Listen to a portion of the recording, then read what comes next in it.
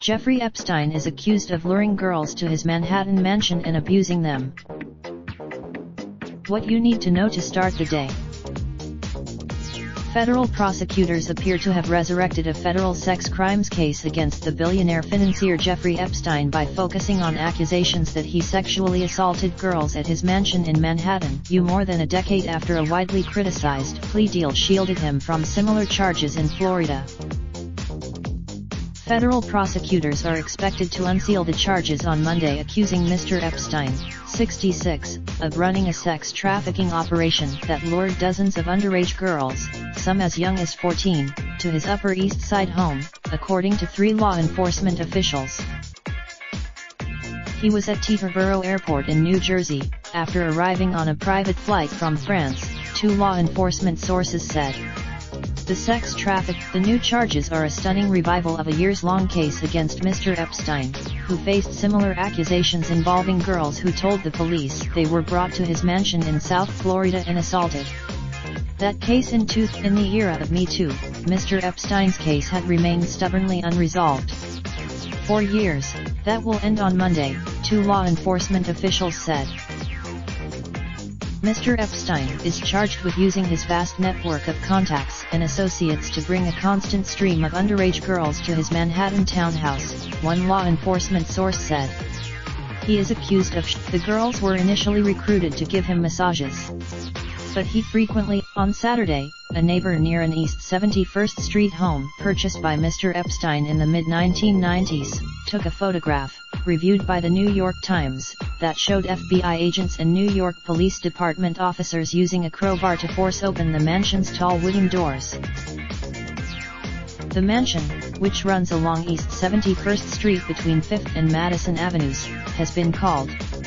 It contains at least. A spokesman for the United States Attorney's Office in Manhattan declined to comment. A lawyer for alleged victims of Mr. Epstein have previously described being assaulted at the Upper East Side residence.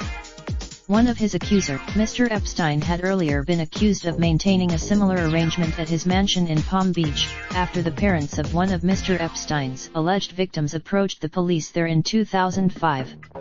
That case ballooned. In all, investigators found abuse dating back to 2001, with victims as young as 13.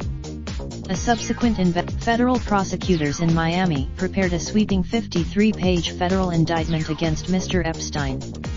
But in 2000, instead of facing life in prison, Mr. Epstein pleaded guilty to 2 prostitution charges in state court and served about a year in a Palm Beach jail, though he was allowed to leave the facility 6 days a week, 12 hours a day on work release privileges.